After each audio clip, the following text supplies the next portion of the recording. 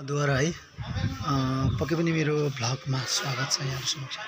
पिण्डेश्वरी मन्दिर बाबाको यहाँनिर दृश्यहरू देखाइरहेको छौँ। पक्कै पनि यहाँदेखि यो धुलो रहेको छ, यो धुलोदेखि स्वाट्टै छिर्दाखेरि उता छिरेर उता निस्किन्छ भने यो चाहिँ एकदमै धर्मती भन्ने यो भनाइ छ हजुरहरू समक्ष। भने यस पिण्डेश्वरी मन्दिरमा आएर धर्मद्वारमा प्रवेश गरेर हजुरहरू पनि यसमा धर्मद्वारमा छिरेर हेर्न मिल्छ है त।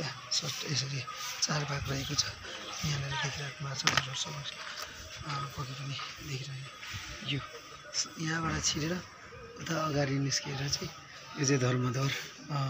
पाप र धर्म जस्तै पाप गर्ने व्यक्ति चाहिँ यहाँ भित्र छिर्दाखेरि अड्किन्छ भन्ने कुरो छ र धर्मती व्यक्ति चाहिँ स्वाट्टै छिरेर निस्किन्छ भन्ने भनाइ छ।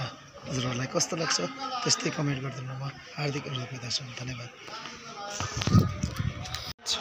यहाँ मेरो धरान ब्लगमा चाहिँ पिण्डेश्वरी मन्दिरको गेटभित्र छिर्दैछु है त हजुरहरू समक्ष। यहाँ देख्न गइरहेको छ पिण्डेश्वरी मन्दिरमा बस्नुभएको र यहाँनिर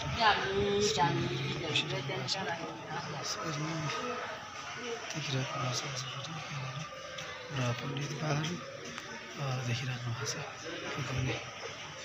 यो चाहिँ हाम्रो पिण्डेश्वरी मन्दिर देखिराख्नु भएको छ। यहाँ रहेको आन्टीहरू देखिराख्नु भएको छ हजुरहरूले। यहाँ यसरी मेन गेट देखिराख्नु भएको छ। यहाँको दृश्य हजुरहरू समक्ष। पहिलो दृश्य पिण्डेश्वरी मन्दिरको गेटमा हजुरहरूलाई धरानको पिण्डेश्वरी मन्दिर देखाइरहेको छौँ हजुरहरू समक्ष। पक्कै पनि देखिराख्नु भएको छ यहाँहरू समक्ष।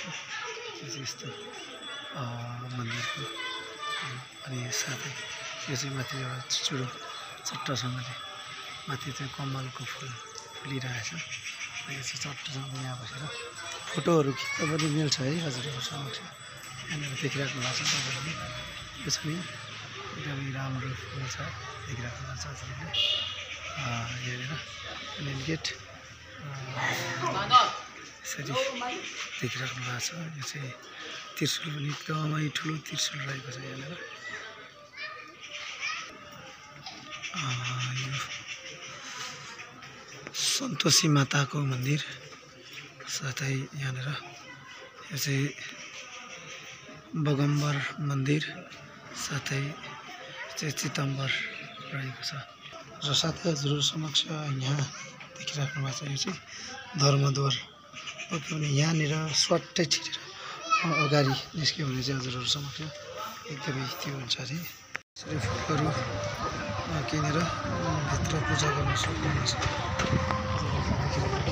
फुलहरू किन्ने कार्य भइरहेको छ देखिरहेको छ।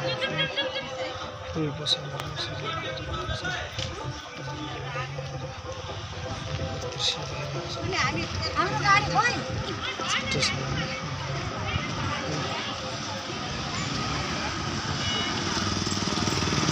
फुल किनेर भित्र पूजा गर्न जानुहुनेछ। यसरी जाँदै हुनुहुन्छ देखिराख्नु भएको छ हजुरहरूले।